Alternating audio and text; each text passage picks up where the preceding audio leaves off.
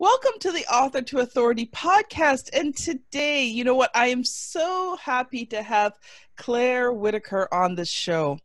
I love being able to interview young entrepreneurial people. And she'll probably say she's not too young, but at my age, she's young.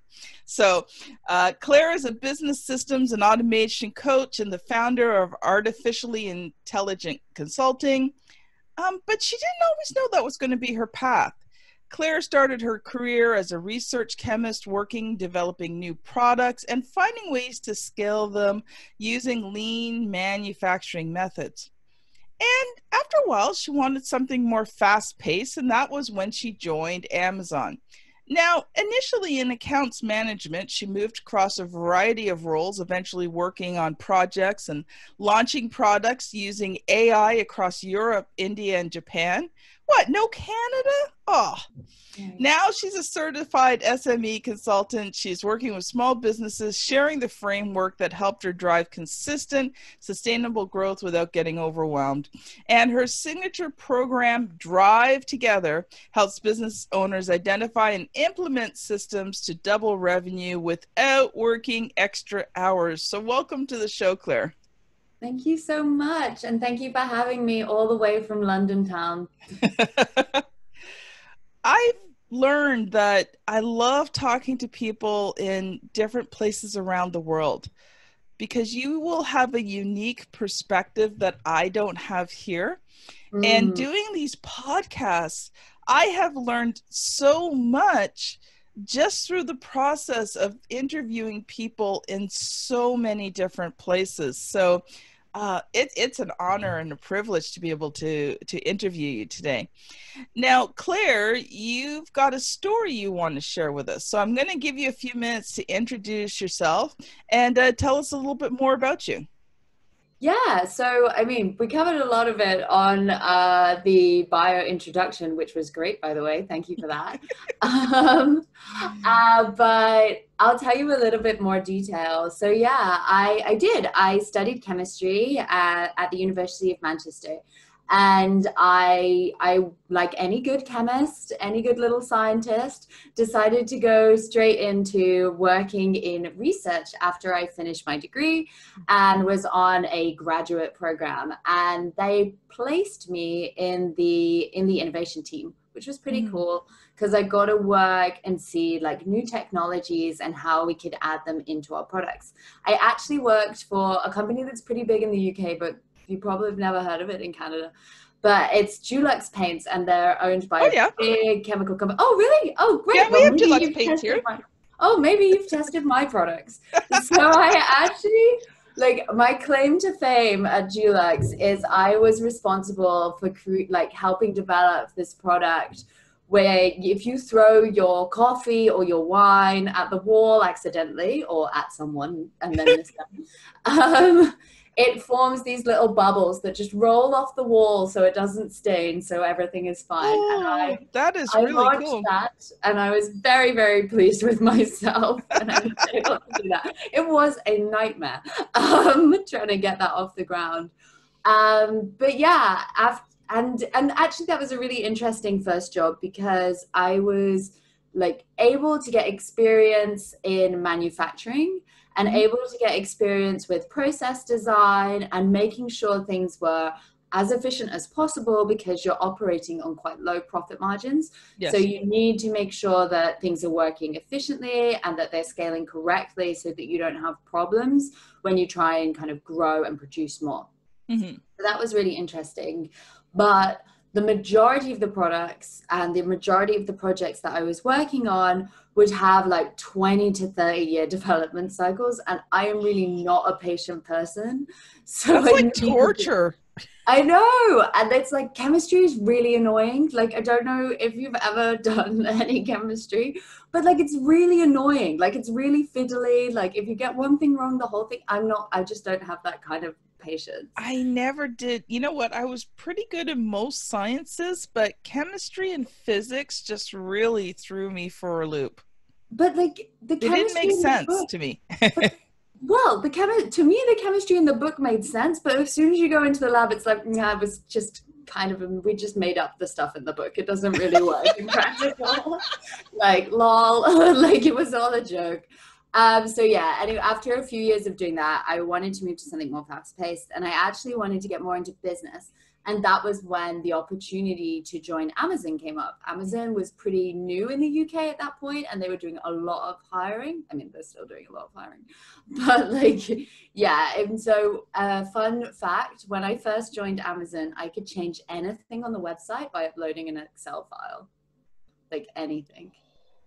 So much power, infinite power. And the desire for infinite so the power. question is, and this is going out publicly, did you ever change anything that you weren't supposed to? By accident, yes. I did accidentally change the price of something that was meant to be about £150 to £5 for an hour. We lost so much money. Like, it was not good. Like, not good. That's why they don't let you do that anymore.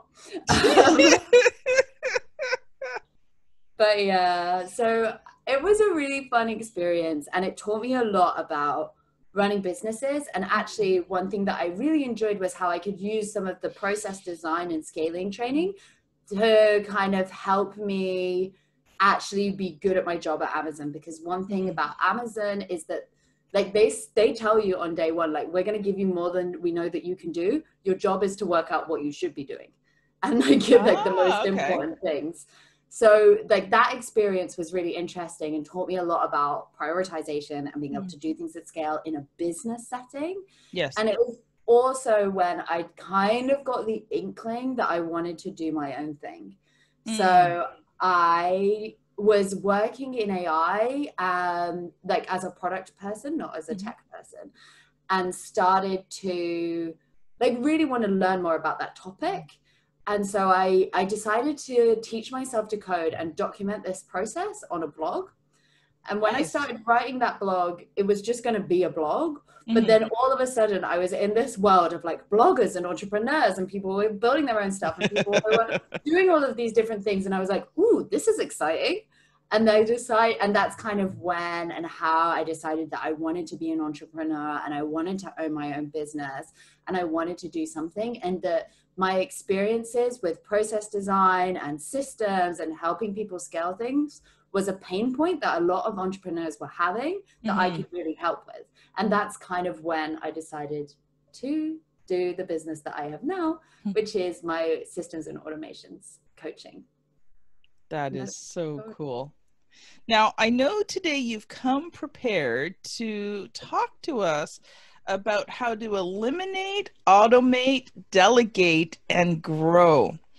So just before we do that, though, what would you say what was one thing that you did career-wise that you really felt prepared you to become an entrepreneur? I guess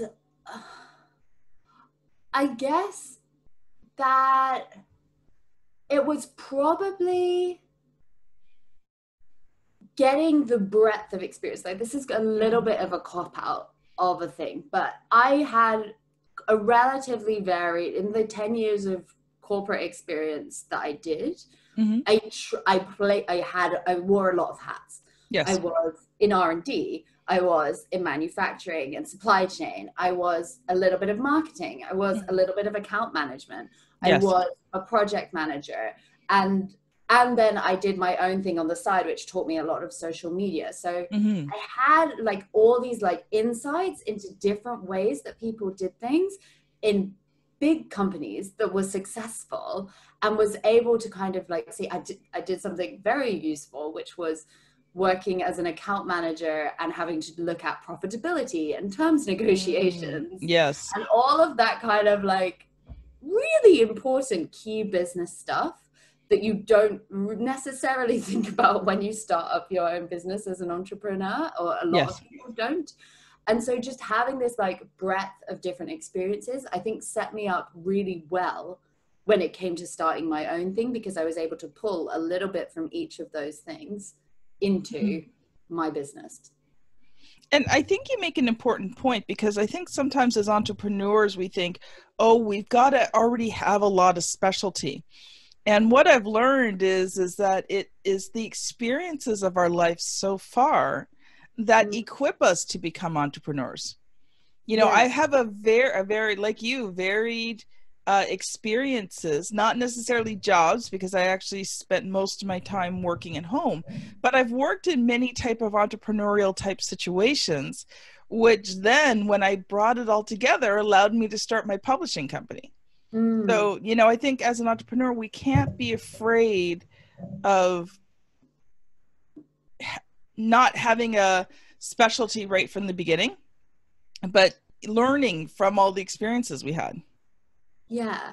And I think often your specialty comes from when you actually take that step back and look at your career. Like, what was the constant? So Mm-hmm. for me, that was the process and Yeah. the design of those. That was like the one constant that I used in each role. Mm-hmm. And for other entrepreneurs, that might be something slightly different, and that forms their niche, like Yeah. their specialty.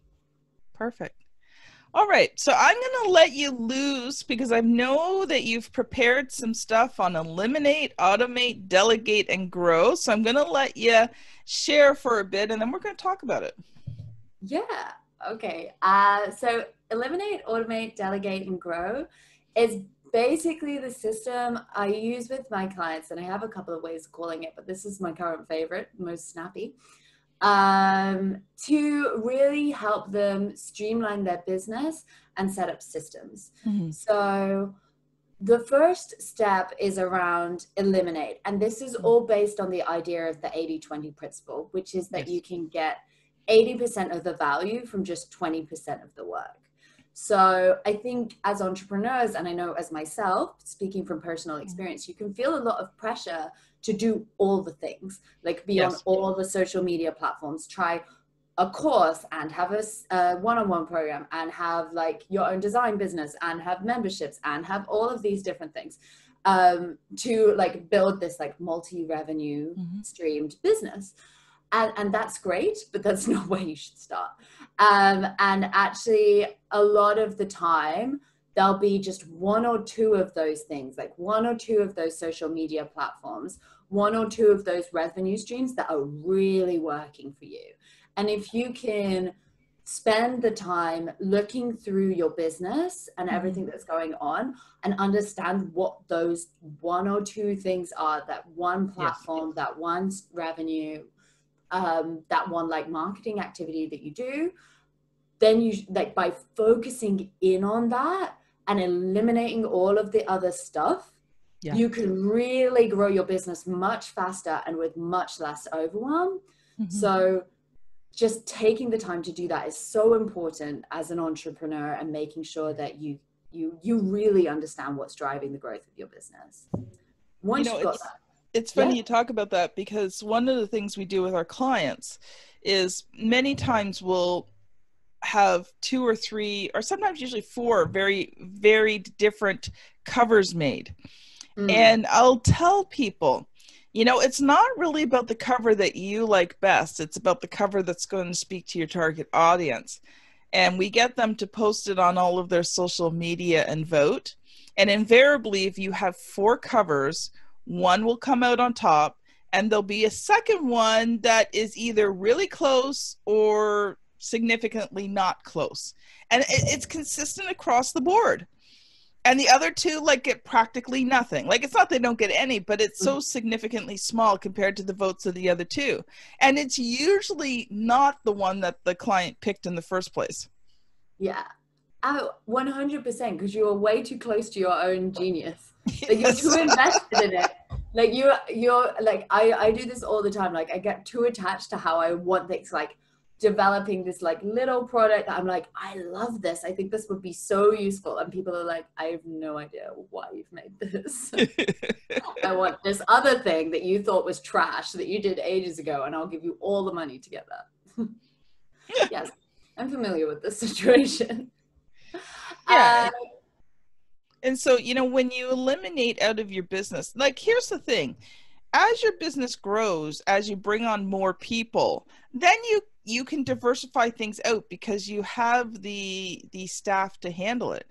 But when it's just you, you cannot do it all. You just burn out. Like, yeah, completely.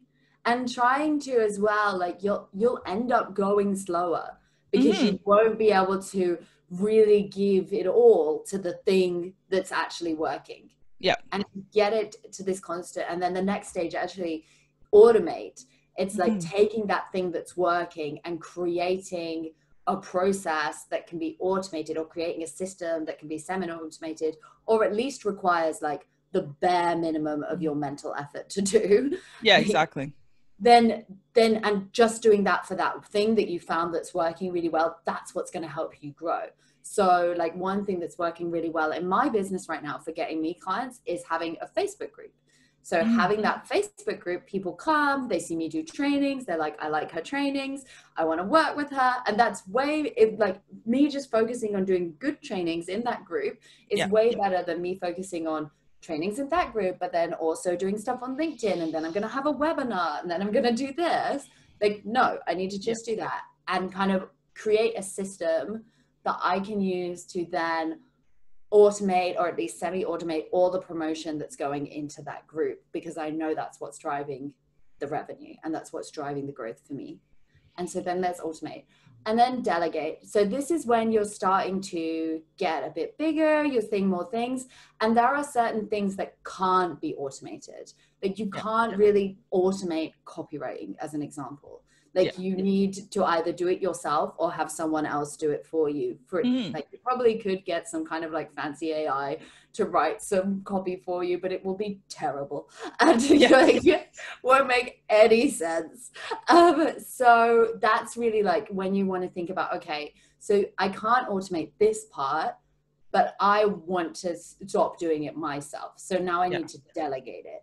And then by delegating the stuff that you don't enjoy, or that's kind of like taking up all your time, that as well gives you back your own time to focus on the things that are growing, to focus on the strategy in your business.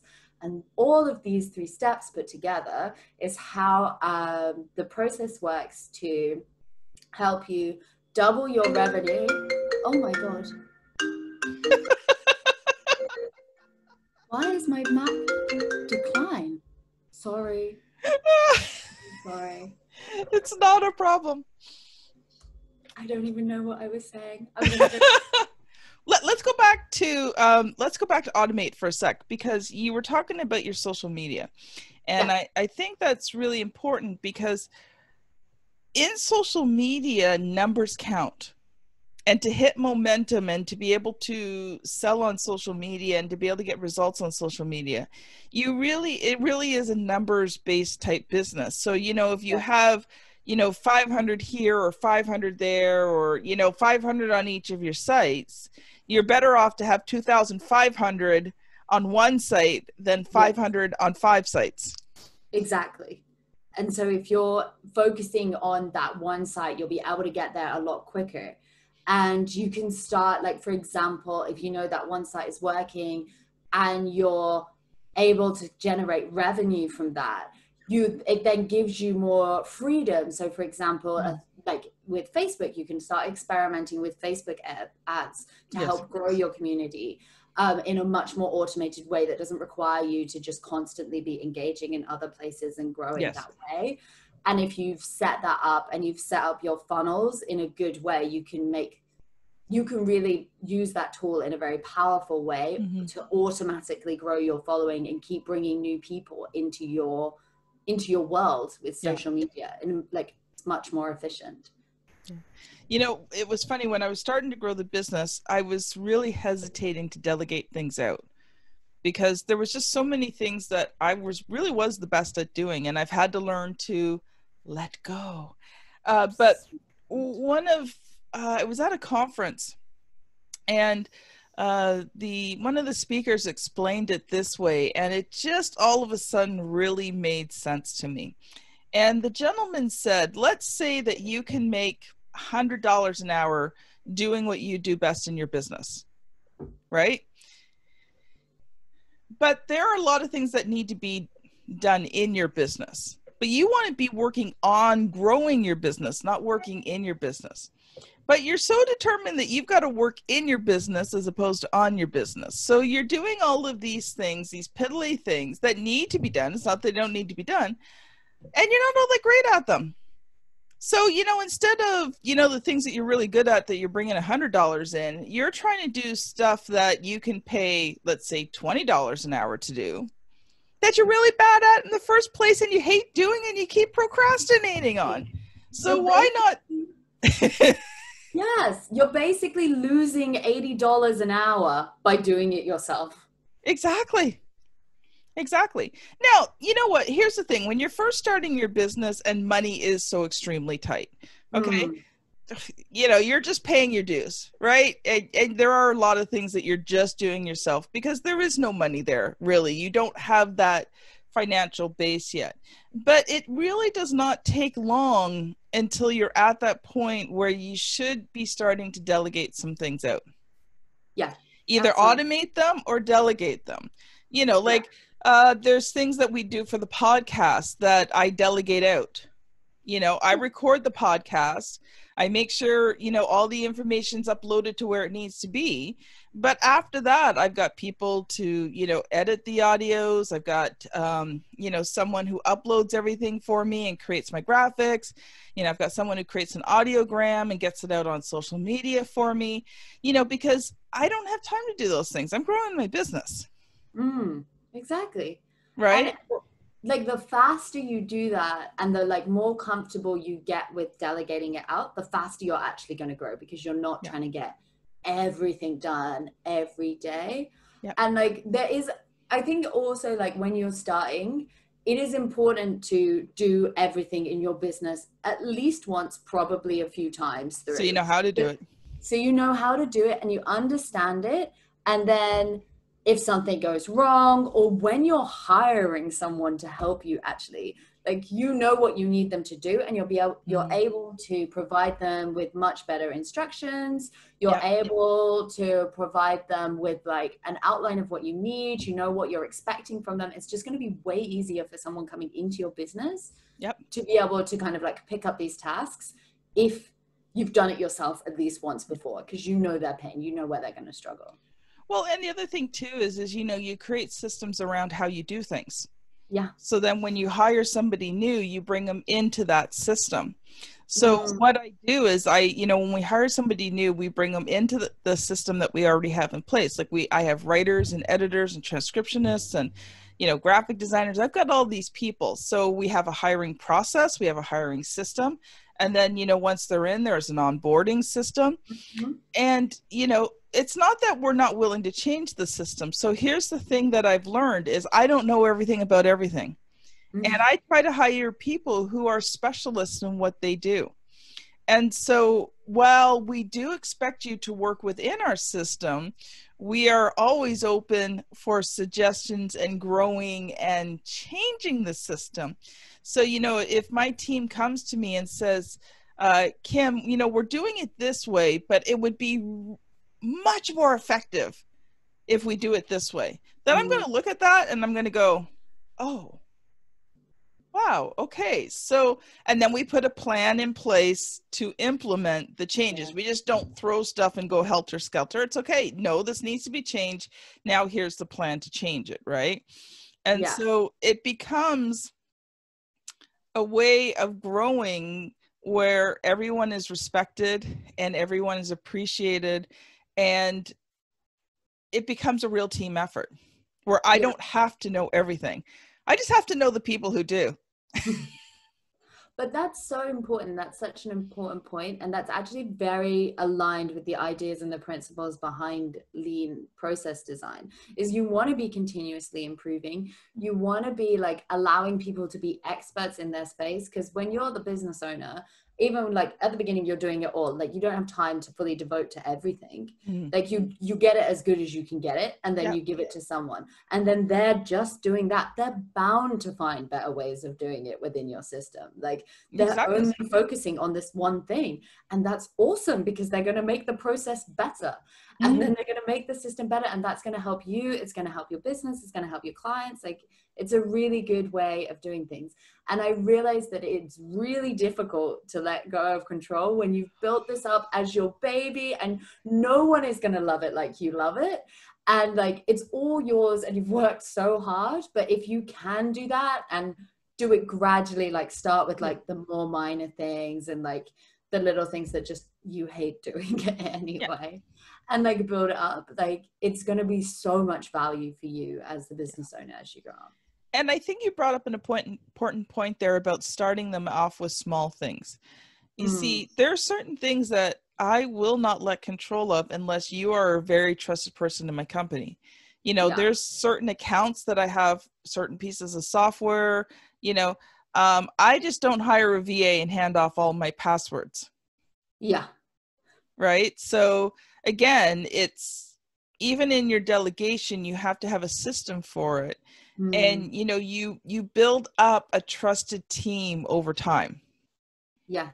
Because I've heard so many horror stories of people who just, you know, hired someone, handed them basically the keys to everything, didn't really regulate or check in on them or, you know, have a system for assessing them. And a couple of months later, everything was a disaster. And they couldn't even get into her accounts because the person had gone in, changed the passwords, you know, all these types of things, right? So. Geez. Yeah. And I think that's another important point. You really want to prepare for delegation. Like, don't just hire someone because you need something doing. Yes. Like, hire them to implement a solution that you have already outlined and designed yourself. Yeah. And like tested yourself, because otherwise, exactly like you say, you're going to end up, I know so many people, in fact, so many of my clients have just hired a VA and they're like, just need a VA, I need help. And then I'm like, okay, great. What are they going to do? They're like, they're just going to help. I'm like, they're not going to help. They're not going to help at all. This is going to be a nightmare. You haven't set expectations. They don't know the process. They don't know the assistance. They don't know how you want it done. Like, all of these things need to be mapped out carefully before you bring people into the fold. And you need to devote time to it too. Yeah. Like, the craziest time in my business is when it's growing and I have to bring on new people to handle the growth. Yeah. And so now, you know, my manager and myself, we kind of look at it and we're going, you know what, I think we're going to have a lot of growth in the next month or two. And then we start the process then of bringing people on, so that when the growth is starting to hit, we've already got some people installed to handle it. Because it's really difficult when you're trying to keep up with everything and onboard new people. Yeah. So another reason to onboard before you think you should onboard. Yes. Yes. Yeah. And, you know, one thing I like today about a lot of softwares today is they have different types of users within accounts now.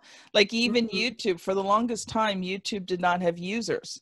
So, you know, I would have to give someone my YouTube, or basically my Google, you know, passwords to be able to do some YouTube stuff for me. So I really actually didn't for a long time. I just did it myself because I wasn't comfortable with handing off that information.